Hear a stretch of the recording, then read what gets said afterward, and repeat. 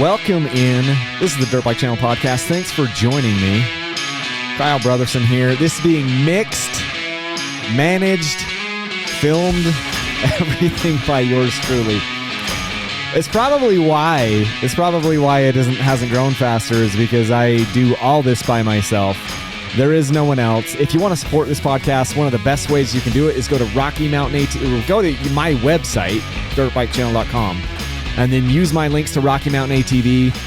You can buy anything they sell after clicking my link, and it gives me a little referral bonus, and that helps to put money back in the Dirt Bike Channel coffers so that we can do things like bike reviews and gear reviews and all of the things. Helps to support my business, helps to support my family, and I thank you very much from the bottom of my heart. If you're listening to this in the month of March 2022, I'm also giving away a GasGas EC 300 and then also a KTM 65 for the little guys, a bike that my boys have been riding for, well, they rode for several years from 2018 until relatively recently. So we've got that going on. Go to my website, dirtbikechannel.com. All the details are over there. I've given away 20 motorcycles. This is going to be my 21st and 22nd motorcycles that we've ever given away. So pretty excited for that. So head to dirtbikechannel.com to get entered for that. Several ways you can get entered. No purchase is necessary. So the reason I want to talk about dressing for cold rides. Two reasons we're talking about this today. Number one reason is I look at the weather and I don't know if I'm going to be able to get out for a ride this week or not. But I look at the weather this week, and here's what I have for the next. Well, it snowed the last couple of days here in Utah, and then today in my area, high of 27 degrees. So we're gonna peak at 27 degrees, which the last time I checked is 5 degrees below zero or 5 degrees below freezing. We're talking Fahrenheit here. Really low temperatures. Like tonight, it's gonna be 9 degrees right where I live, and I'm not even in like one of the higher elevation places. I'm a little bit south of Salt Lake City. Tomorrow's a little bit warmer. It gets a little bit warmer, maybe high of 42-ish on Saturday when a lot of people will probably go riding, and that will be a great day. Like 42, high of 42 is a great temperature for riding. Anytime we get into the 40s, I feel like that's, 40s, 50s, 60s, those are prime temperatures for riding. But oftentimes we don't have that luxury, like right now, like today. So I wanted to talk a little bit about some of the things we can do to dress for colder riding, because this will extend your riding season, whether it's into the fall or get you out earlier in the spring or whatever. These are some of the little tricks that I've learned over the last few years that might be helpful to some of the newer listeners to the channel or newer riders, or even just seasoned vets. You might get, a little nugget here that you can take into your riding. So that's kind of what I wanted to talk about. Being cold on a ride can really dampen things. We go out there, we spend all this time and energy getting somewhere, and then we can't control the weather. And we're at the mercy of the weather so very often when it comes to these rides, as many of you know.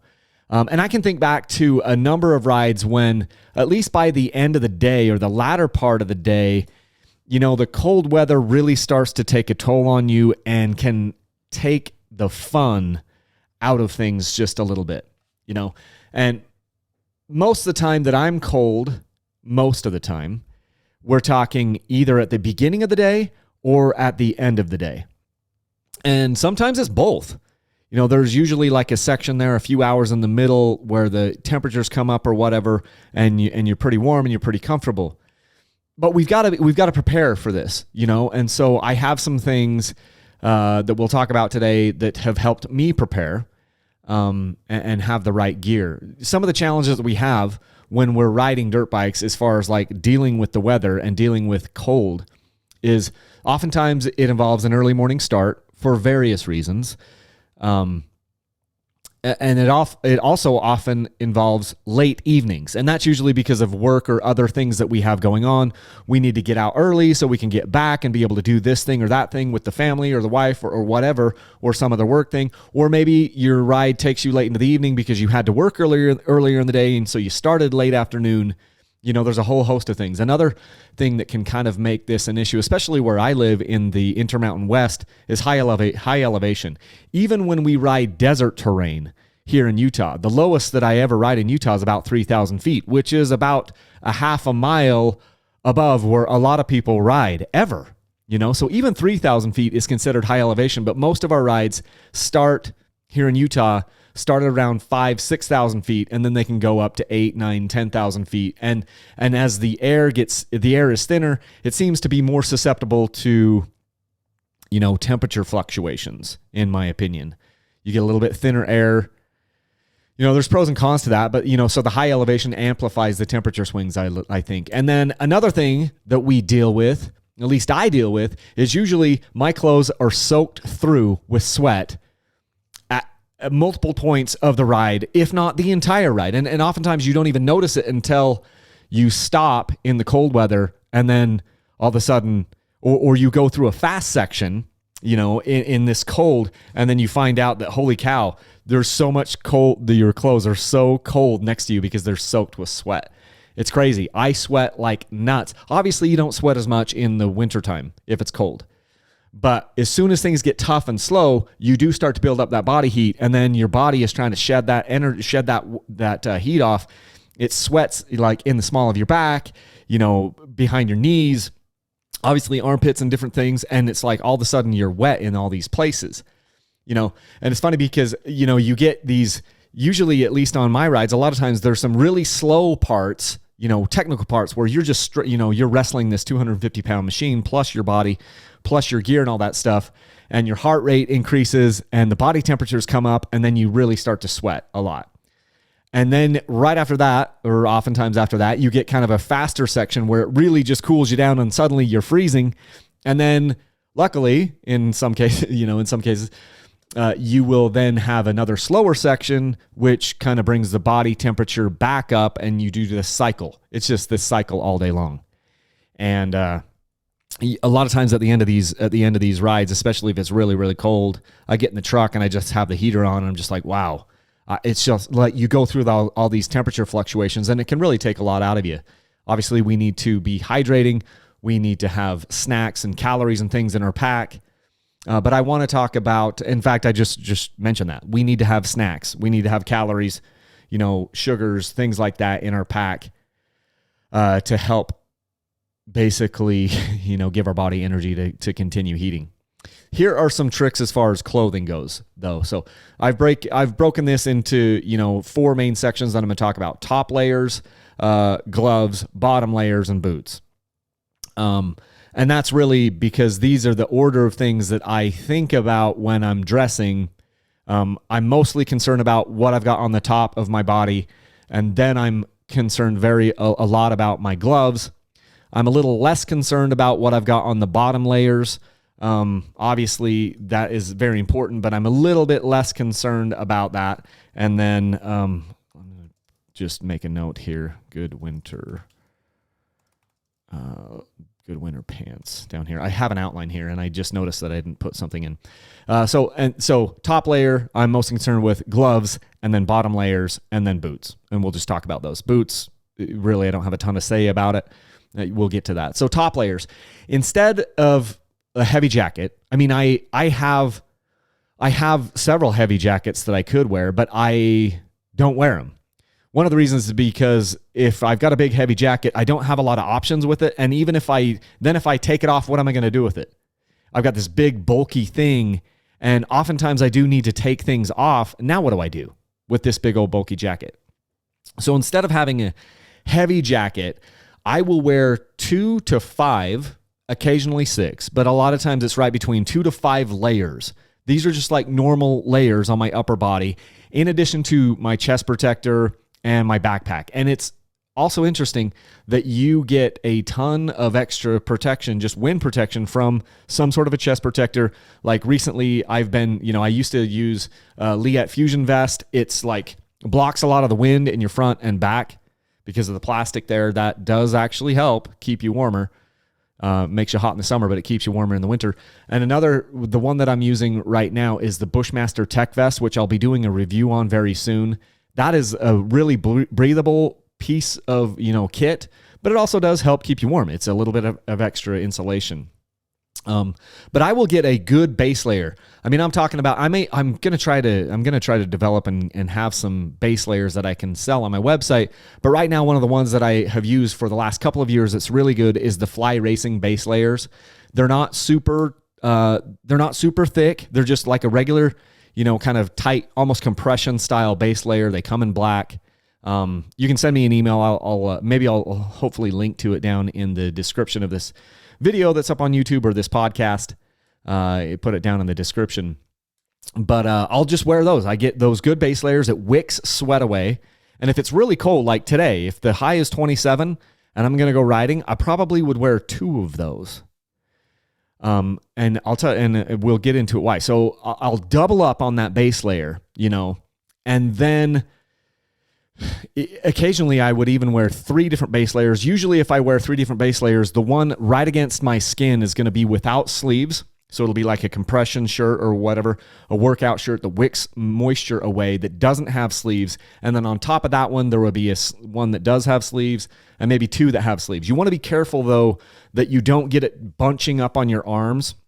We'll talk about that on the bottom. I don't want it to bunch up. So you want to be really careful. There's another base layer that I've been trying out. They were crazy expensive. I can't even remember the name of it, but it was like, I don't know, $100 or something for the upper and $100 for the lower. And it's supposed to wick sweat away and all this stuff. You don't need to spend a ton of money. Get yourself a good set of base layers, maybe 2 sets of base layers. And then just keep those in with your dirt bike gear. I like to keep all the gear together, and have it always together in my riding pack. So maybe I'm wearing 2 of those base layers. Then on top of that, I'm going to wear a winter or just less vented jersey. Climb makes some really good stuff. In the Climb line, you've got the Dakar line. Those are my go-to winter weather stuff. They're incredibly durable, and they aren't as vented, that Dakar series, and so it's really warm. And a lot of times I'll wear 2 of those. And it's unbelievable. It's unbelievable to me how warm you will be if you're wearing 2 or 3 base layers, and then you're wearing 2 of these more thicker, less vented riding jerseys. So now you have 5 layers on you, and then you'll put your chest protector on, and then your helmet and all that other stuff. It's unbelievable how much warmer that is. It's crazy to me because a lot of times I'll get back to the truck, and I'm usually pretty warm once I get back to the truck. Just depends on the day or whatever. And I'll then strip that stuff off, and then I realize how bloody cold it is because now I'm sitting there shirtless in the back of my truck, and I'm going to put my, just my regular clothes back on, and I realize how much more insulated I am with those 5 layers, and they're just thin layers. If you like add it all up, those 5 layers that you have on you are less, as far as like in thickness, it's less thick than just like a normal jacket, way less thick, but you've got a ton of mobility, and then you can pull stuff off. And here's the real magic of it, because you start out at the beginning of the day and maybe it's super, super cold, and so you've got those 4 or 5 layers on, and then after an hour, you've been working, you've been going through some nasty stuff or whatever, the temperature begins to rise, you notice you're sweating, and you can take your pack off and you can shed 1 or 2 layers. I do this all the time. And that way I start off the day, with prepared, and I'm not super cold, but then I can peel a layer or 2 or 3 off, just depending, put those in my pack. And oftentimes I'll end up needing to put those back on. Either maybe it starts snowing later, or just the wind picks up a lot more. And it's amazing how you can then throw that 1 layer or those 2 layers back on in an hour or 2 or 3 or 4 or 5, and it really makes a big difference. And it isn't like a big bulky thing that you're trying to deal with. You've just got these smaller base layers that are easier to deal with. You can stick in your pack. You could use my Fender Enduro Fender straps to bundle these things up and stick it to your fender, front fender, rear fender, whatever. And so I love doing that because sometimes you'll need them. Now, lastly, this is when I really watch the weather. I see if it's likely to go into the night, or if it's likely that we're going to get rain or some sort of like really wind or something. Then I want to bring a light wind jacket or a light windbreaker that also has some water resistance or waterproofness. That's a good word for you. A real waterproofness to be able to block some of that rain or some of that wind. And it's pretty amazing. And I've done this several times. I've got all the whatever layers I have on, then I put on a shell. Like sometimes I'll have one that wraps around my waist, or I'll just have it tied to my handlebars. Or not my handlebars usually. It's my fender, hooked to my fender with the enduro straps. You put that light jacket on once it gets kind of nasty, or you could start with it on, and just not even having any insulation on that, just breaking the wind makes a big difference. So those are my things. I'm going to get 2 base layers that I'll put on, compression type, moisture wicking things. Maybe even the third one, maybe the one against my skin is going to be sleeveless, and the other 2 will have sleeves. And then I might put 1 or 2 of these colder weather style jerseys, less vented. And there's a lot of stuff out there that are off-road, specific. Most of the moto stuff, like motocross stuff, is going to be really well vented because most of the motos happen in hotter weather. So you might need to look at more of the off-road style stuff. Climb has a lot of that stuff. Fox has some stuff. I am going to recommend some Fox gloves later, like Fox Legion gloves. But there's some ones out there that are good. And even if you're just wearing, 2 or 3 vented jerseys, it's better off if you can layer up.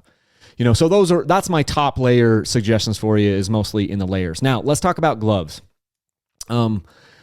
It's not uncommon for me, and maybe you can relate, it's not uncommon to be hot pretty much everywhere except for in my hands. Let me get a drink here. Oftentimes when I start these rides, I can be pretty warm, but the air is so cold and you start moving through, especially if you have some sort of a transition area right when you start the ride, where the speeds are higher, anywhere from 20 to 30, 40 miles an hour or something down some Jeep road or whatever, your hands can get frozen right off the bat. And that's no fun. One of the other reasons why your hands might get cold at the beginning of a ride is because you're a little bit tense and you're holding on a little bit too tight. Maybe you're super excited. Maybe you're going with a group that you've never been before and you're nervous or whatever. There's a lot of different reasons. I find that I'm pretty tight usually with my hands and my shoulders and my arms at the beginning of a lot of rides until you kind of like ease into it, and you've settled in. And it's often like really cold. So sometimes we would just need to loosen our grip up just a little bit to combat that and get more blood flow down into our hands and more circulation down into our hands. So that's just something to think about. On a really cold day like today, if it's a high of 27 degrees, I'm going to go to a little bit more of insulated of a glove. Now, I don't want to go too insulated. I don't ever want to wear like ski gloves or anything because I don't have the feel. I need a lot of feel with my fingers on the bars, with my controls and those things. And so what I've found is there's a couple of things that are a happy medium. One of the ones that I've used a ton and it's been my go-to is the Brisker 100%. My goodness. It's the 100% Brisker glove. That's what it is. 100% is the brand. Brisker is the glove. That's just the one. You can get them from Rocky Mountain ATV. They're fantastic. I love those. One of the ones that my buddy Tyler uses a lot, and I'm gonna order some right now today. But I know it's good because Tyler swears by it. Is the Fox Racing Legion thermo gloves. So I'm gonna buy some of those right now, and hopefully those are also really, really good. I'm sure they are because Tyler, he spends a lot of time with this stuff. And he's tested that. So if he's tested it, I'm 100% sure it's good. But the nice thing about these gloves is there's a little bit of extra insulation, just a little bit, but there's not a ton on your palm. That's where I don't need insulation. I don't need insulation on the palm of my hand or on the inside of my fingers. I just need it on the top. And so often with these gloves, there's a little bit too much insulation on the palm. The 100% Brisker glove is not that way. The Fox Racing Legion thermal glove is not that way. So it's still thin. It's a little bit thicker on your palm, but not drastically thicker. And this can really, really help. It's amazing how just having a little bit more insulation on those fingers makes a big difference. Okay. But I also would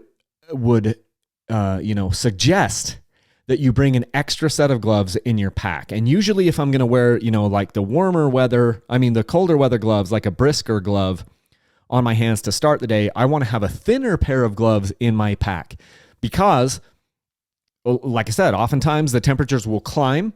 And if I start to sweat all over or whatever, I don't want sweaty hands. And so I'll switch out to these thinner gloves if the temperatures rise. And then if the temperatures fall again or whatever, I can go back to my, more insulated gloves later in the day if I need. It's also good to have an extra set of gloves in the pack because sometimes you might dump the bike down in the mud and they'd just be completely destroyed with mud. Maybe they get completely soaked. I don't worry as much if my gloves are soaked because, if they're just wet, because typically they'll dry off within a half hour or so on the ride. But that can suck a lot of heat out of your hands too. And so it's just nice to have an extra pair of gloves. So I'll carry an extra set of gloves in my pack a lot. Although recently I was on a ride, maybe last month or something, and I went to do that very thing. I started out with the warmer weather gloves, and then it wasn't even long. It was like 10 minutes into the ride. I went to switch out to my, lighter duty gloves. And I had like 2 left-hand ones or 2 right-hand ones or whatever. And so I had to go back to the brisker gloves. And then I made that switch. I got home and kind of made the switch. I keep all this stuff together in one bag. Recently, I've been using just like an old helmet bag where I just keep it all together. It's like, okay, this is one set of riding gear where it's winter stuff where I know I'm going to be able to have my base layers. I'm going to have my, the right gloves, the right jerseys, the right pants in there. And I just kind of keep it all there. Another trick with, your hands being cold, and you're going to laugh when I say this. If you just stop for 5 minutes and just warm up your hands, it's amazing how much better everything can feel. Obviously, if you're in some sort of a desert race or something you don't have, or, enduro race or whatever it is, you're not going to have that luxury. One of the reasons why I don't do those things, one of many reasons why I don't race is I don't want to. I'm just out there to have fun. If I get cold and want to stop because my hands are freezing, I don't want to have to feel like, oh, I have to keep going and get, my hands so cold that they're going to snap off so I don't lose positions or whatever. Hey, to each his own. But for me, since I'm not like racing competitively or anything, I can just stop for 5 minutes and just enjoy it. I'm riding dirt bikes to enjoy it. So why would I want to be so cold that my hands feel like they're going to snap off? So I'll just stop for 5 minutes. No shame in that. Then moving on to the bottom layers. Okay. So number one thing that's going to be best here, which I didn't even type down until I started this because it just seems so obvious, is getting a good set of winter riding pants. Again, this is where the Climb pants come in. In the Climb Dakar series, they've got some really nice warm or cold weather riding pants in the Dakar series. They're super expensive, but I've never worn any of them out. I've ruined a couple pairs by getting them too close to a 4-stroke pipe, like my knee. But they're very high quality, the Climb stuff. And then one thing I like about them is they are not super vented unless you unzip. Like you've got some zip vents that can kind of make it nicer. So when the temperatures do rise, inevitably maybe you want to like unzip and like get the vents open. So find some pair of pants that isn't vented all the time. It's amazing. Like a lot of the moto pants are vented really, really heavily around the crotch. Not a really great thing when it's cold. And it's been funny because there have been times where I've put on the wrong pants thinking like, okay, these are some more vented pants and thinking it's not going to be that big of a deal. And then I take off from the truck. And I'm like, no, this is way too cold. Go back, put on some pants that aren't super vented down there around the crotch. And it makes life a little bit easier, a lot easier. Let's go back to base layers though. So we talked about the pants, which are important. Base layers. I'm basically using one base layer, like the Fly Racing base layers that I've talked about. I'm using those on my legs, regardless of whether it's summer or winter. It helps to prevent chafing because I'm going to be wearing all the time. I'm either going to be wearing like a knee and shin guard for going down on my knee, or I'm going to be wearing my knee braces. After I tore my ACL, once I started riding, I rode for like the next year and a half, 2 years. Every single ride I went on, I was wearing my knee braces. I don't wear my knee braces every single ride now. I'm kind of like hit and miss on that. But I'm always wearing something, and a lot of times it'll be like the Liet. I think they're the 3DF knee and shin guards. Those things are awesome. I've also destroyed my most recent pair by my 4-stroke pipe because I was at the AJ Catanzaro class last August or whenever it was. And I didn't even realize that I was burning a hole through my pants and through my knee guards. But anyway, I'm still using them, but they've got that thing. So I'm wearing these base layers year round. In the summer, it helps to prevent, the chafing. Well, all the time, it helps prevent the chafing of my legs with the knee braces or knee guards that I'm wearing. In the summer, it helps, kind of wick that moisture away. And in the wintertime, it helps to give me a little bit of extra insulation. I don't find that I lose a ton of heat out of my legs and my lower body. So I'm just wearing the one base layer down there. I don't wear two. I've worn two in the past, but it's hard to keep it from bunching up down around my ankles or my calves. And if you've got like the material and stuff bunching up down there and then down in your boot, it can make things really, really uncomfortable. And I don't like that. So I don't find that I get an extra benefit out of going with two base layers. I just wear the one base layer down below and it works. So get some good riding pants that aren't super vented or give you the option to vent or unvent. And then as far as boots go, people ask me all the time, they're like, are there better cold weather boots than others? I haven't really found that to be the case. It's a good idea to try to keep your feet dry if it's super cold, like don't drop them down into a river, obviously would be the ideal thing. But here's the reality. My feet are soaked basically every ride. It doesn't matter whether it's hot outside or it's cold outside. There's just not a lot of breathability in these riding boots because they're made to protect us from so many things. They're not like, there's not a lot of moisture wicking down in there for obvious reasons. And so my feet are sweating and my socks sometimes are so wet when I'm done, you could wring them out. And I haven't been in a river. So the socks are either completely damp all the way through or almost as wet as they'd be. I mean, I'm exaggerating a little bit. It's not like I'd dip them down into a pool, but you get what I'm saying. The boots are soaked with sweat. The socks are soaked with sweat. It doesn't matter if it's my Garnet boots, my Fox boots, my CD boots, my Alpine Star boots. They're always wet. And so I don't worry so much about that because whether it's a little bit more water resistant or not, whatever, I'm going to have wet feet. So I'm going to carry with me, an extra pair of socks back at the truck. I usually don't have an extra pair of socks with me out on the trail because it's, hey, whatever, it's going to be a few hours. And, but I'm going to carry some extra socks at the truck so that on those days when I'm really cold and whatever, and I come back with soaked feet, I can just, put the dry socks on as I go back into the truck or whatever.